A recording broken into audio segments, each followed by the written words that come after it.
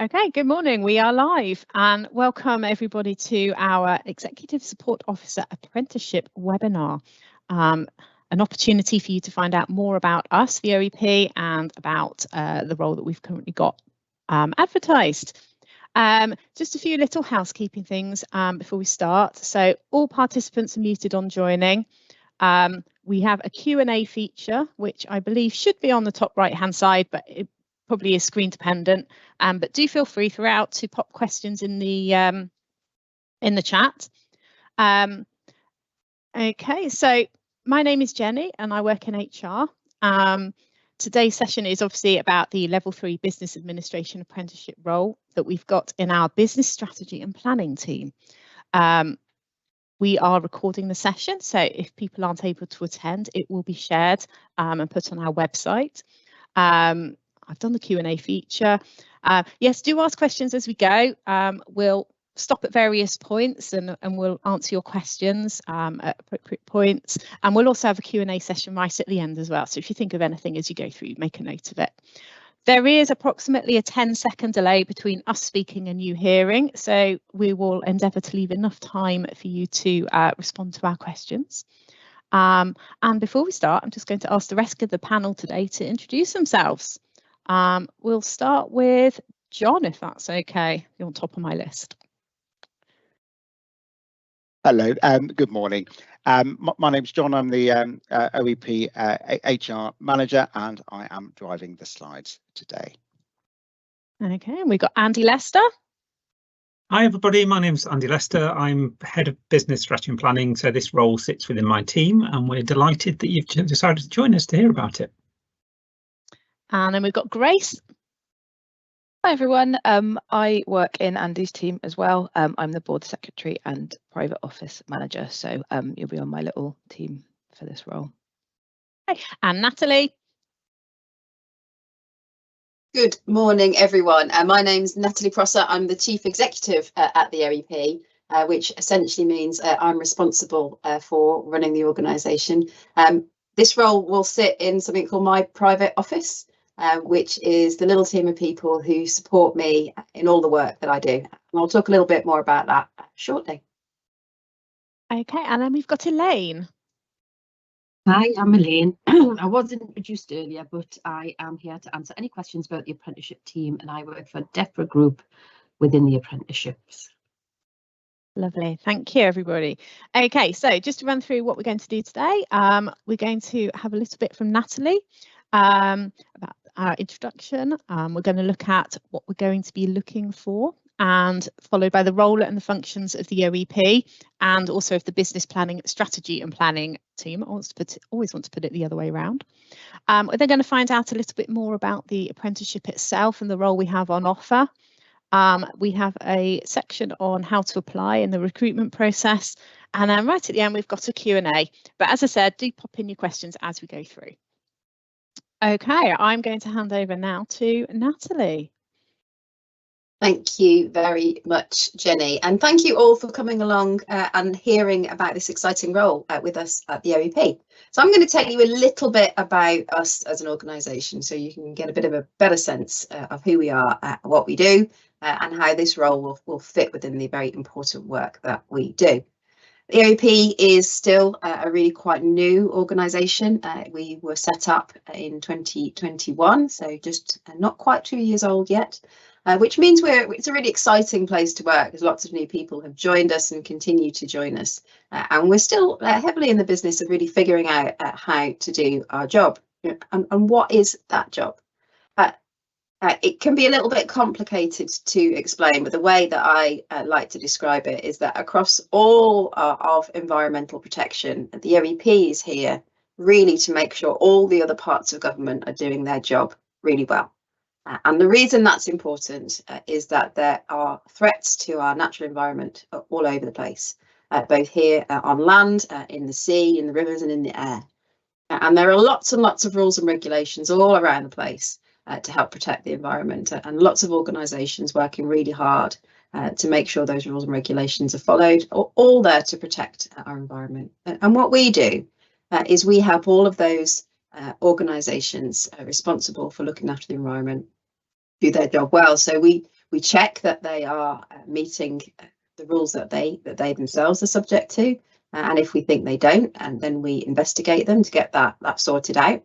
We look at the rules themselves to say, no, are they good?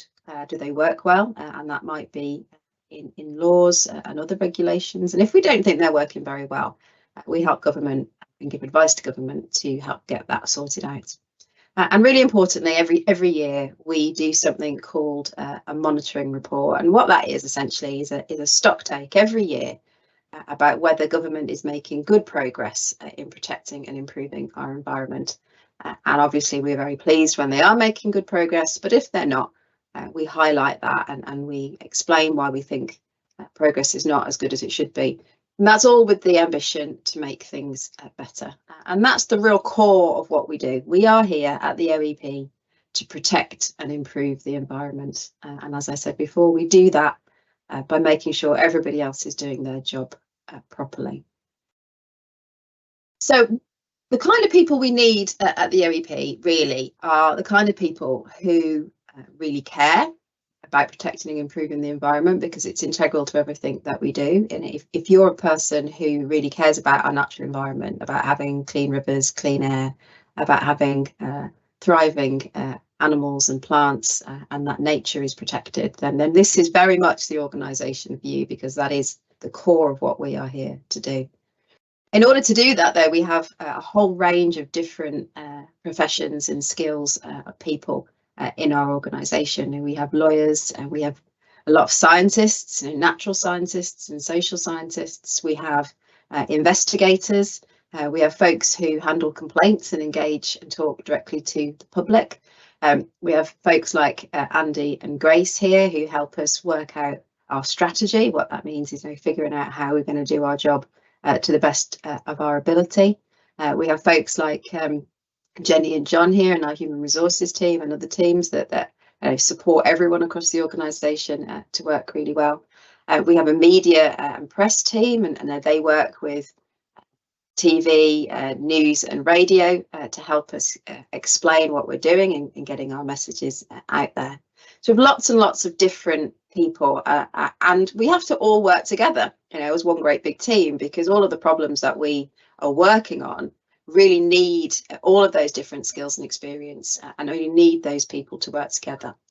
And that's where this role really comes in. So this role sits in something called Private Office, which I've mentioned. And what Private Office does is that they help all of the organisation work together in terms of supporting each other, but they also play a really important job helping me personally as Chief Executive and our executive team. Now, our executive team are our leaders in the organisation. They're our directors. So they're our general counsel, who's our most senior lawyer, our chief scientist, who looks after all of our scientists and our analysts, our chief regulatory officer, and she's the lady who runs the investigations and has the difficult conversations when people have done something that maybe they shouldn't, and our chief of staff who leads up this role, and our chief of staff works to support, make sure our media works well, make sure our finance teams and our HR teams and also our planning teams work really well.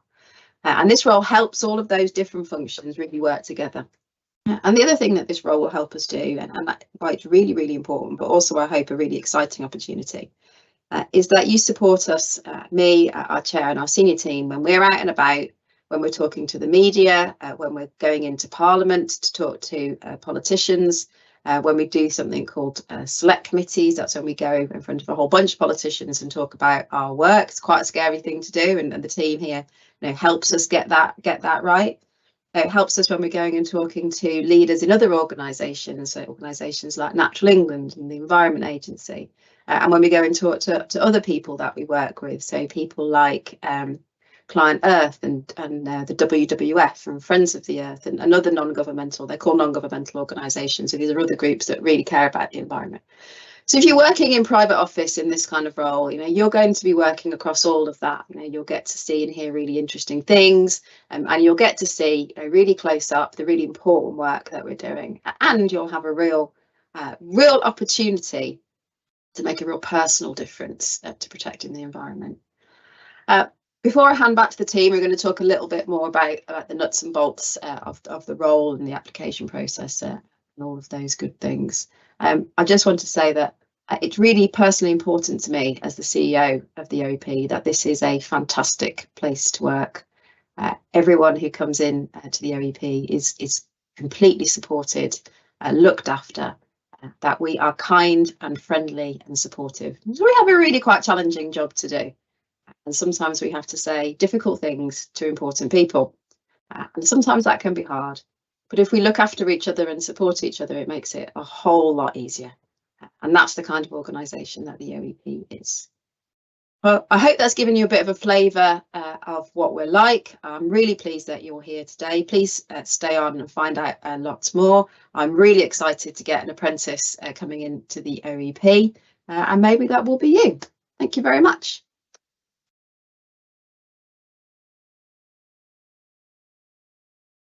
Thank you, Natalie. We'll hand over now to Andy, who's going to talk a little bit about the role and the functions of the OEP and his team. Andy, over to you. Well, thank you, and thank you, Natalie, for doing such a marvellous job at setting the scene for us. And so to go into the little bit of specifics, we're a part of the DEFRA family of organisations that help protect and improve the environment, and some of those are called non-departmental public bodies, which is a bit of a mouthful, but it really means we're just a legally separate body to government, but we're aligned to the DEFRA and Department in England. And in Northern Ireland, we are aligned with DERA, which is the Department for Agriculture, Environment and Rural Affairs. But we are, really importantly, we're independent from government. So you'll have heard from Natalie the job we're here to do. And to do that job well, we need to work independently, form our own judgments and say what needs to be said and make the judgments that need to be made. And we do that by being legally and actually independent from government. And in this job, you play a part in making sure that we live that as an organisation. So as it says here, we've been created for a couple of years now under the Environment Act. And really, we're at the heart of a new system of environmental governance that has evolved in the UK after we've left the European Union. And Natalie's really described really well what the key roles we do in that are. So I won't say that again. So I think that's probably it in terms of us as an organisation, because I will only say less well what Natalie has already said very well. So I won't repeat. And in terms of my team, so I have the privilege of being the head of business strategy and planning for the OEP. And on this slide here, you'll see some of the things that we do. But really, when we talk as a team about the role we're here to do, we say that our mission is to make the OEP hum. So the OEP is a machine. It has to work together in all its constituent parts if we're really going to deliver what we should for the environment. And our job as a team is to make sure all those bits of the organisation fit really well together, work seamlessly, to fix the problems that arrive, to make sure we've got a strategy that's well understood by the outside world, but also by everyone in the OEP that has to play their part, to make sure we've got a plan that is lined up really well to deliver that strategy and everyone understands the role they play in that, to make sure we know how we're doing against what we set out to do and can measure and monitor that and can make the decisions we need to make as a result, to make sure that when we're making decisions, we're making them in really good, disciplined ways so that we make good decisions and the right people make them with the right information at the right time so we can work really well and make sure we do the right thing, because lots of the things we do are really hard. So it's really important we make good decisions with good information. To make sure that our senior leaders, so our executive team, chief exec, have the right information at the right time to do their best, to be their best they can be at work and play the role they need to play for the organisation. And also to help the way that the public engage with us by giving them the information that they ask of us and managing the correspondence that comes in and out of the organisation. So hopefully you see that all those things come together as a collection of activities across my team that make the OEP hum. That's what we aim to do, to make the machine of the OEP really hum. So we're a small team, there's not many of us, we're a friendly bunch, mostly located in Worcester. We've got some people, one person in my team in Northern Ireland. The OEP as an organisation works in both England and Northern Ireland. Also we have some people in Northern Ireland as well as people in Worcester. And in this job in particular, as we've said, you'll be working in our private office. And the key roles of this here, the private office team, and it's when I say it's a team of 3, so it's a small team. Or it will be a team of 3 when we have recruited to this role. It's a small team And this team really makes sure that it looks after the way we make decisions. It makes sure that our executive have the right information at the right time to make the decisions, and looks after our board in a similar way. So that's really working with the most senior people in the organisation, the key decision makers. It makes sure that by providing executive support, that those people are in the right place at the right time with the right things to have, knowing what they need to know with the support they need, and making sure they can deliver their best. So it also helps make sure that we work well in our office. So this team administers our office in Worcester and provides other kind of support like that across the organisation in organising meetings, organising events, supporting the organisation do what it needs to do. And it also manages when people write to us and ask us for information, this is the team that helps get that information to the people ask for it. So it is a little bit of a public facing part of the team too.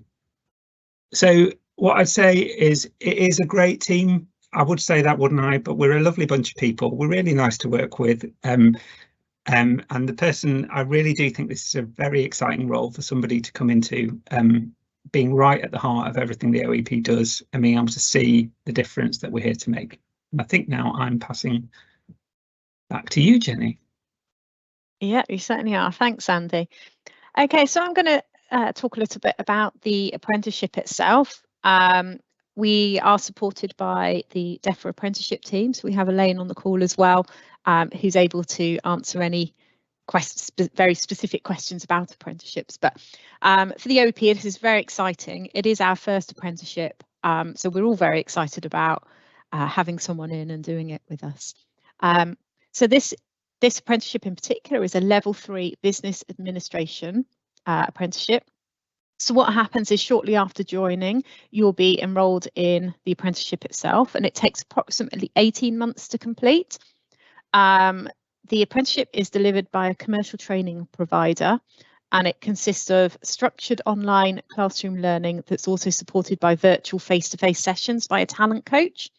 So you have lots of contact with people helping you and supporting you through the providers, as well as obviously support within the team and with the OEP itself. The apprenticeship will provide you work-based on-the-job training and development, and it's really important that what you are learning you're putting into practice and capturing the evidence to show that your progress throughout the apprenticeship.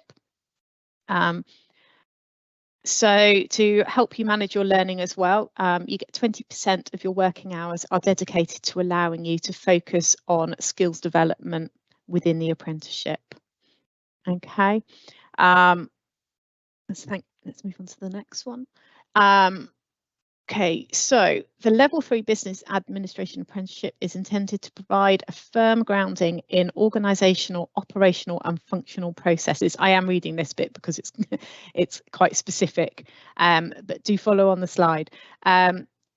So a firm grounding in organisational, operational and functional processes, as well as the wider business environment. So it's designed to give you a really good understanding and grounding in working and communication within the business environment, engaging with and managing stakeholders, working with key business policies and procedures, the laws and regulations that apply to your role, including data protection, health, safety and compliance.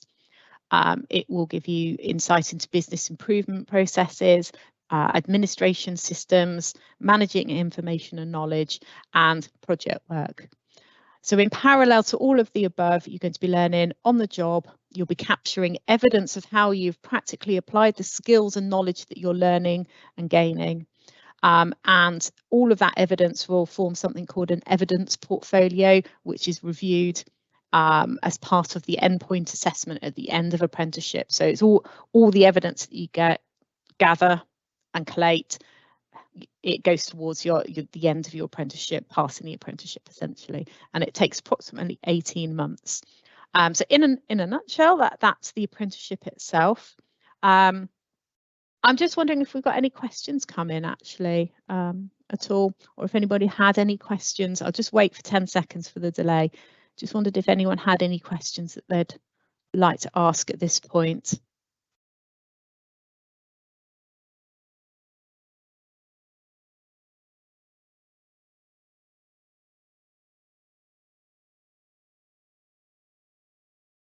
Okay. I can't see any questions coming through. So if you do think of something, please do pop it in. We're going to now carry on and we'll move to Grace, who's actually going to tell you about this role in her team. Okay, over to you, Grace. Thank you very much, Jenny. So I'm going to talk a little bit about the role itself. So as you've just heard, the title is AO Executive Support Officer, which includes a level 3 Business Administration apprenticeship, which Jenny has just kindly gone over there. So there's one post and it's a permanent position based on successful completion of the apprenticeship. And hopefully what this slide will do is just give you a good idea of what the day-to-day role will look like. However, as noted at the top, it is a new role in the organisation. So what you see here, it may change slightly as we go along. That's just a component of the job anyway. It's one that I personally quite enjoy actually. So one of the key elements of the role will be supporting our 4 executive directors. They're all very nice and they will be very appreciative of the support, and this will include things such as managing their diary or travel arrangements, hotel bookings, or just any admin that they may need. We may also need you to help with organising events or training. So again, this would be things such as coordinating diaries or booking catering or booking rooms for it. We're moving to a new office, which is very exciting, and there'll be some office management tasks involved here, which will fall to our team. We'll know more about the scope of these as we do move into the new office, but it's likely to include things such as stationery orders, sorting post, or just signposting people various places if they need to book rooms or similar. As you've heard from Andy, private office is an avenue through which people, different people do get in touch with the organisation. So there'll be an element of the role that involves helping manage that. It could be members of the public, people from other organisations. As another meeting preparation is another administrative task that you might be involved with. This is just kind of ensuring, again, that a room is booked, the papers are distributed, and that the action log is updated. In private office, as you have heard, we also support the chief executive, Natalie, who you heard from, as well as Dame Glenys, who is the chair of our board.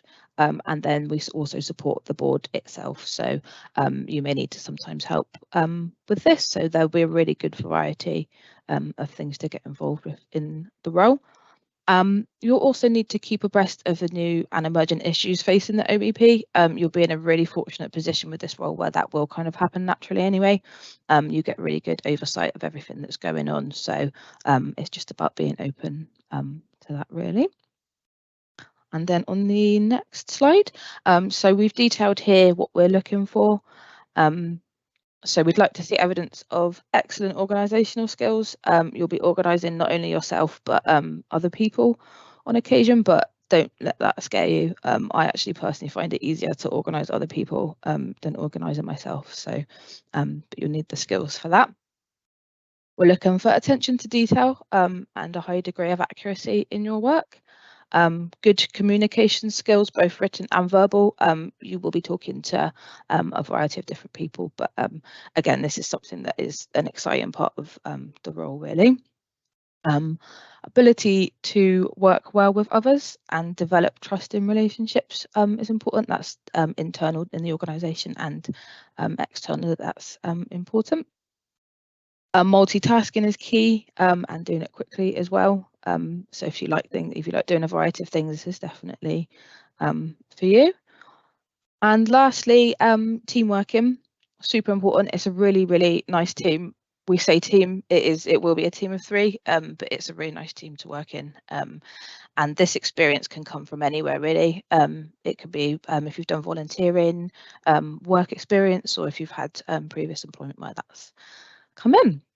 And lastly, here we have the qualifications that we've been looking for.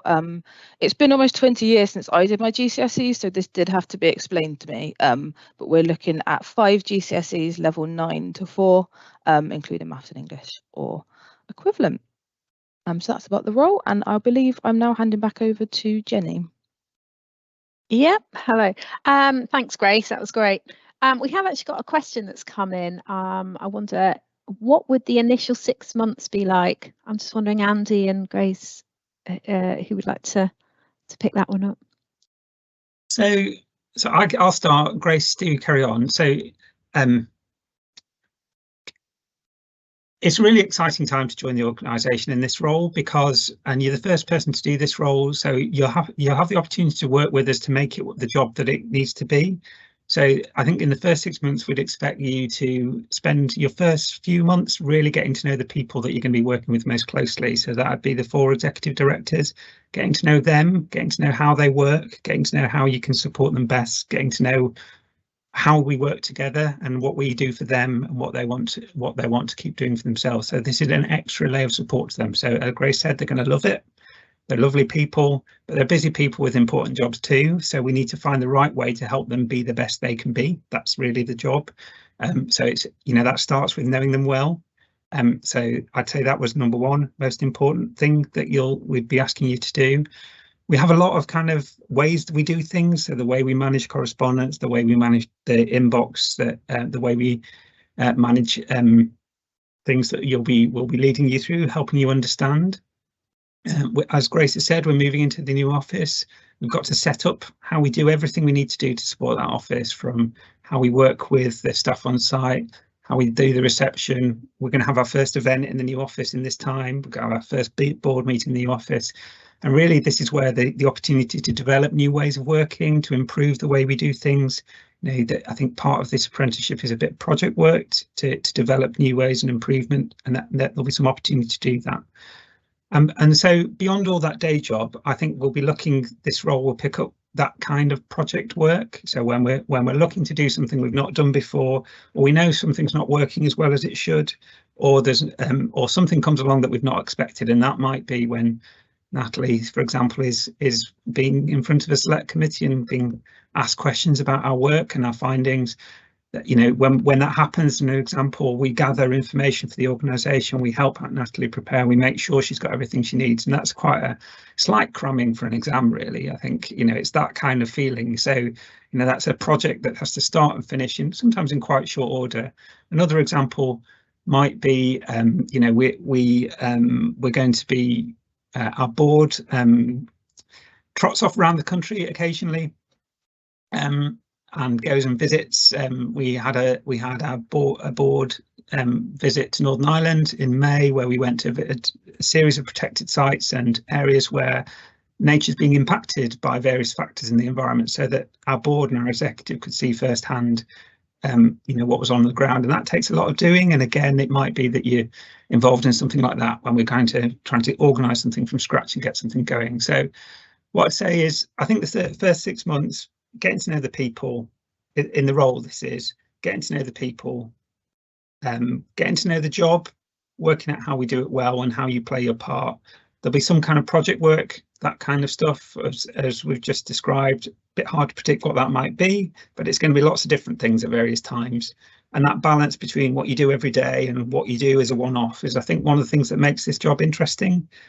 And then the last thing I'd say is that to do this job really well, you really have to get the organisation a bit. You have to know what different people do, how they work, how the teams work together, what our regulatory team actually does, so that you know who to ask if you've got a question that comes to us that you don't know the answer to. So a lot of it will be getting to know the organisation too, and we'll be doing, there's obviously lots we'll do to help you to do that. But so interesting stuff, I think. But there you go.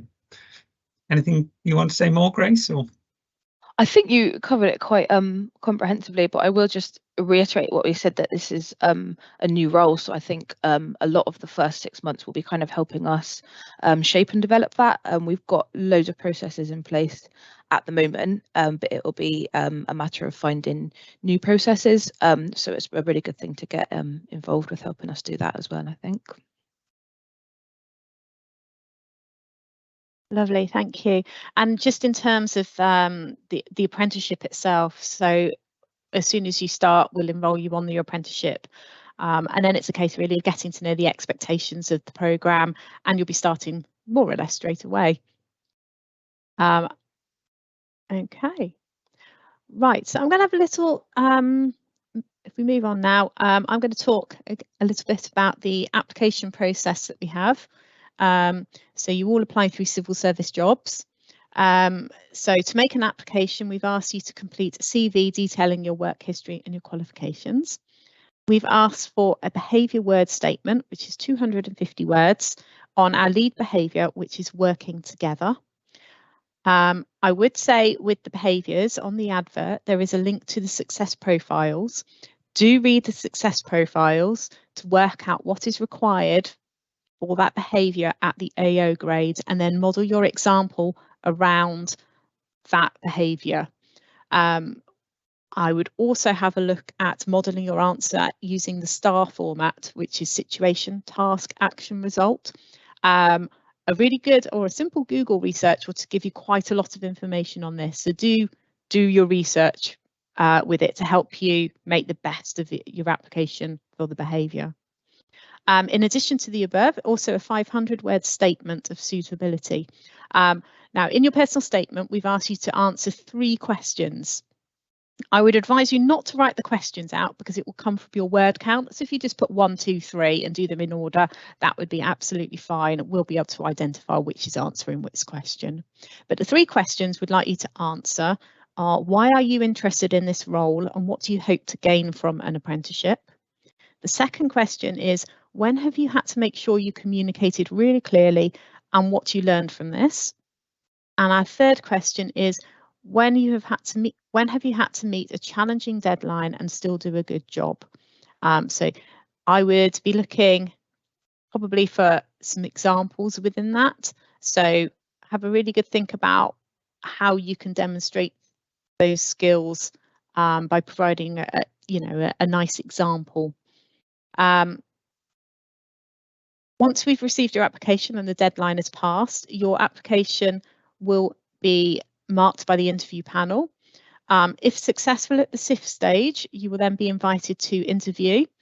The interviews will be in the Worcester office, and at the interview, you'll be assessed on your experience, your behaviours and your strengths.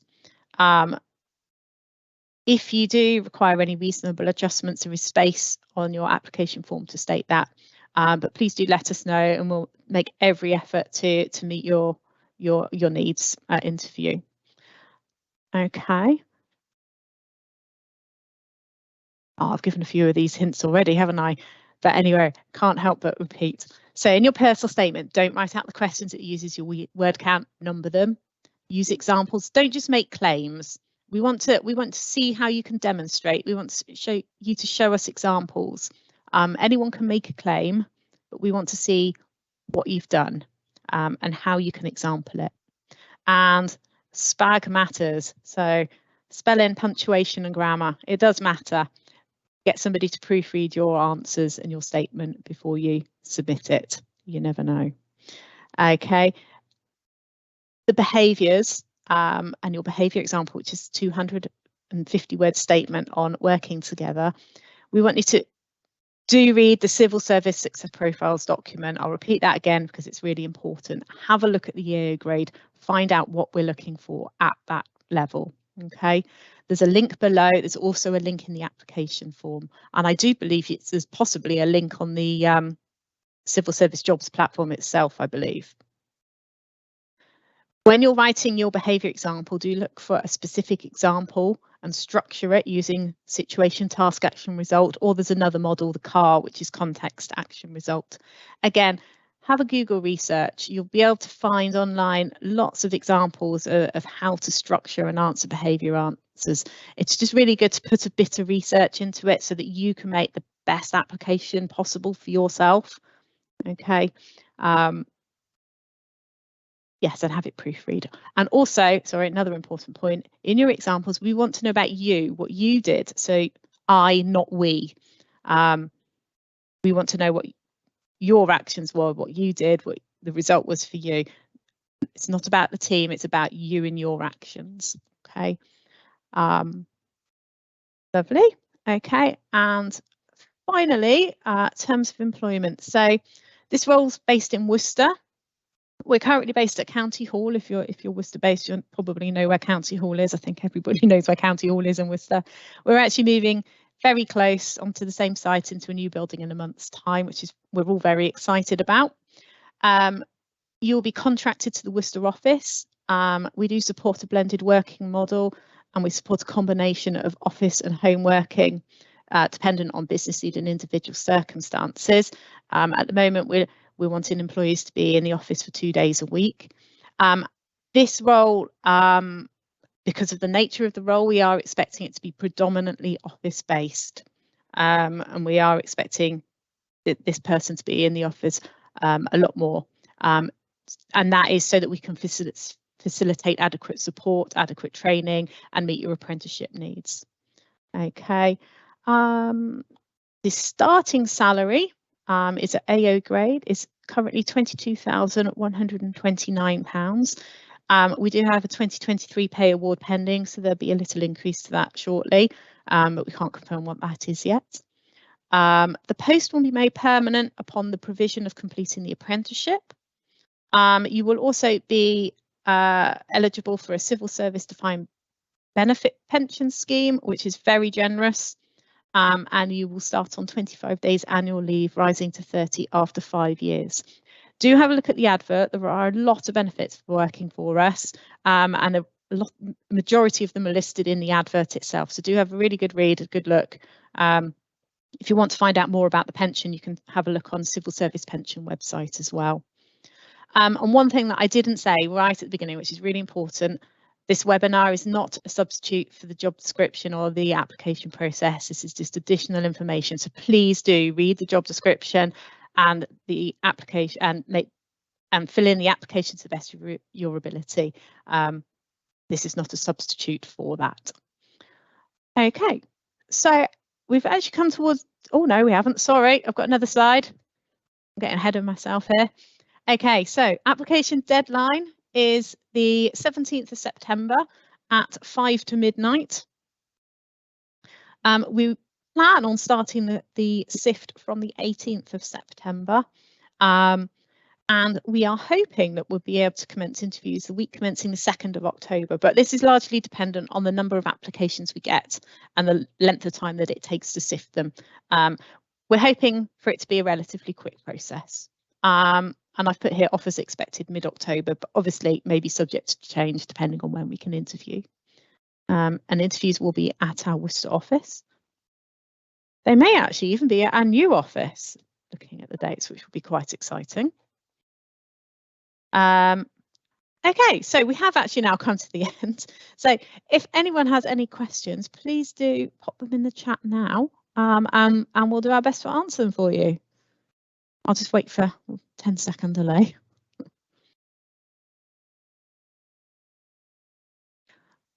Okay, yep, we have got one here. Okay, as an organisation that has a flexible working pattern and as the executive directors and senior leaders attend a lot of meetings, how do individuals and teams currently ensure effective communication and support? Who would like to pick that one up? Andy, would you like to pick that one up? I'll go first. I think so.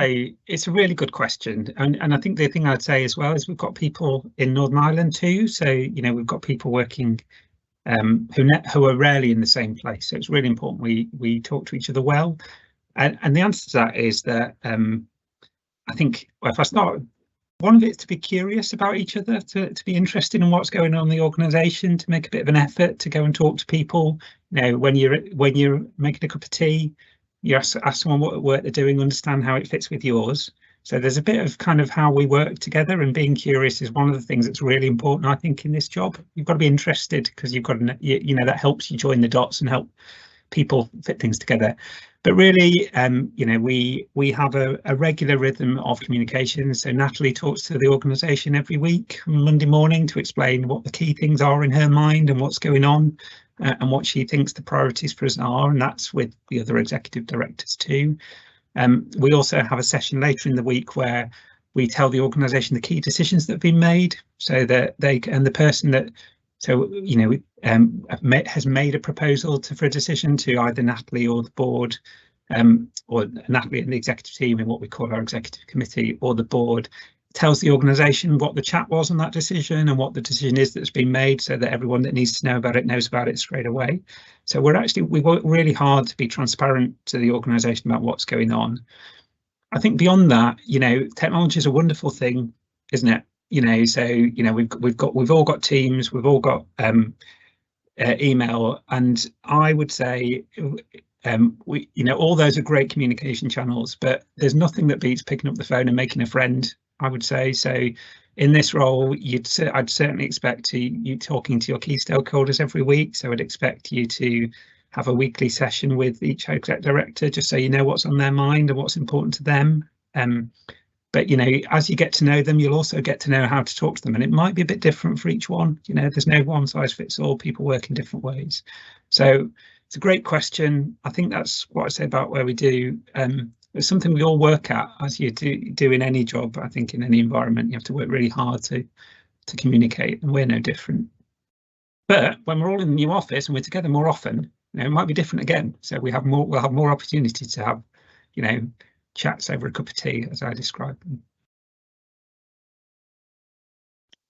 Lovely, thank you, Andy. And with all of our snazzy new technology as well, it'll be really good. Be like we're in the same room.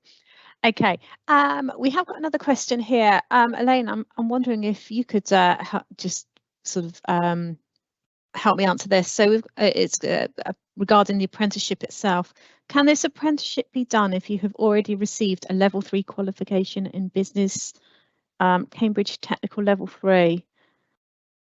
I'm just having a quick look on the website at the Cambridge Technicals, because officially you cannot do the same qualification twice, and if you have already got business level 3, you would assume there is a lot of the subject covered within the apprenticeship, so it would rule you out.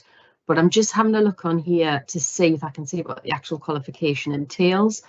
The best bet here would be to have a conversation with the training provider. They know their qualification well. They'll be able to get a tutor to balance the two and see. It might be that the programme could be reduced for a couple of months, or it might be that you are ruled out because the qualification is too similar. Okay, so possibly in this circumstance then is if you email recruitment@theoep.org.uk and outline what your qualifications are, we can then work to get an answer from the provider to find out whether or not you would be eligible. I think that'd probably be the best bet in this case. Is that about right, Elaine? I would say so, yes. Yeah, okay, lovely. Thank you very much. I see no other new questions here, so I'm just going to allow a little bit more time for questions to come through in case anyone's got one. But is anyone else on the panel presenting today? Is there anything that anyone would like to add at all that we might have missed or you'd like to expand on? I think we've covered quite a lot of bases this morning, but just to give that opportunity whilst we just check there's no other questions. Can I just add one thing to the structure of the apprenticeship? Would that be okay? Yes, absolutely. Thanks, Elaine. Yep. So the programme does run for 15 months, and that is the learning element. At the end of those 15 months, there is a 3-month period where you will be doing your endpoint assessment, and that's with a separate awarding body. And they will, there's 3 parts to it: the project, which I believe somebody mentioned earlier, the portfolio, which again somebody mentioned, and I think there might be also some multiple choice questions. I can't quite recall. I can find out though because I've got them up here somewhere. So just bear in mind, yes, you will be finished the learning element, but it is in its essence 18 months in total by the time you complete your actual full qualification. Lovely, thanks, Elaine. Okay, we've had no other questions come through, so I think it's time to wrap up. I'd like to just thank all of our panel for being here today. Hope it's been very useful for you, and I'd also like to thank you for coming and spending some time finding out about the OEP and about this role, and really looking forward to receiving your applications. Okay, thank you very much, everybody. Bye. Bye. Thank you. Bye.